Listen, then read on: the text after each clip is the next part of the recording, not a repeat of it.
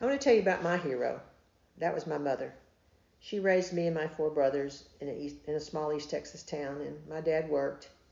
And with four brothers being outnumbered all the time, me and my mom were kind of best buddies. And she always seemed to help me get through the tough times with brothers.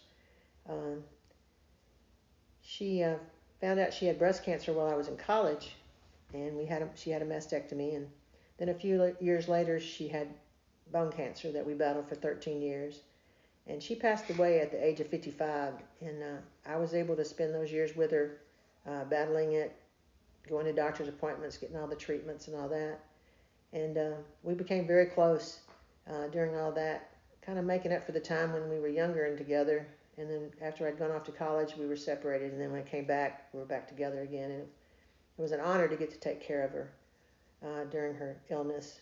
In the last few years, she was bedridden and on morphine. So it was a tough time, but she taught me how to be brave in the end, just like she taught me how to be brave growing up.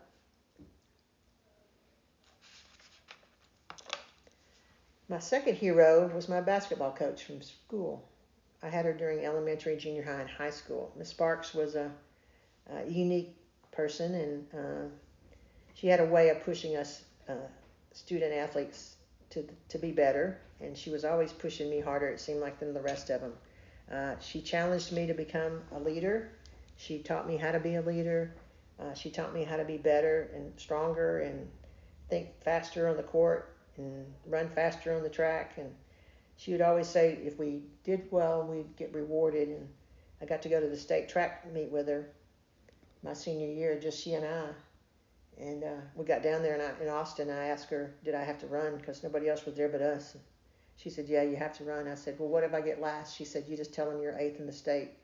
That sounds pretty good, doesn't it? I said, yes, coach, it does. And I was eighth in the state. But she taught me how to be a great athlete and learned a lot playing sports in high school. And then when I went to college, I played also because of her. My third hero is Gene Allen. He's a gentleman that lives in East Texas that was a member of an AMBUC club that I spoke at. And he was an engineer, and I spoke and challenged them that I needed help working with my clients. I'm a physical therapist, and I wanted a tricycle, an adaptive tricycle that would help kids with disabilities learn how to ride and improve their strength and core and all that. And Gene and I got together and designed a trike called an Amtrike, and the AMBUC organization took it over as a project, and we made them for little kids, and then as they got bigger, we made them larger, and as they got larger, now we have adults and all kinds of bikes that are adaptive. Some are hand functioning, some are foot functioning, some are hand and foot, but they're all adapted for the people with disabilities that can't ride a traditional bicycle and tricycle. And Gene and I started that little project just because I wanted a trike for my little clients, and it turned into this big project that we have nationally. And I still get together with Gene, and we still laugh about how we got what we did to work when we weren't sure we knew what we were doing. And it's an honor to have something that survived all these years and is growing and getting larger and larger and helping so many clients, not just the little ones I had.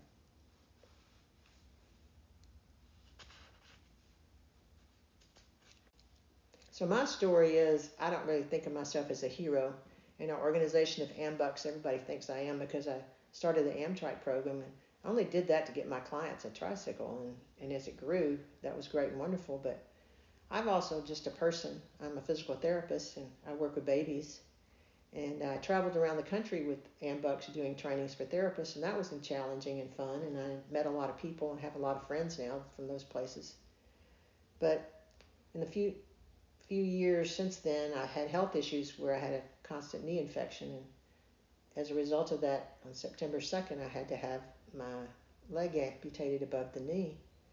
And one of my AMBUC friends said, come move in with me in Oklahoma so I could be closer to my prosthetist. And I went to Martin Bionics, and I met a prosthetist who has been my friend and ally, and we've worked together to learn how to walk, and I've had my prosthetic leg for 2.5 months, and I'm nearly walking by myself all the time. So they think I'm a hero again because I'm so successful, but I'm just a person, and I had the right people around me, and then they made me successful.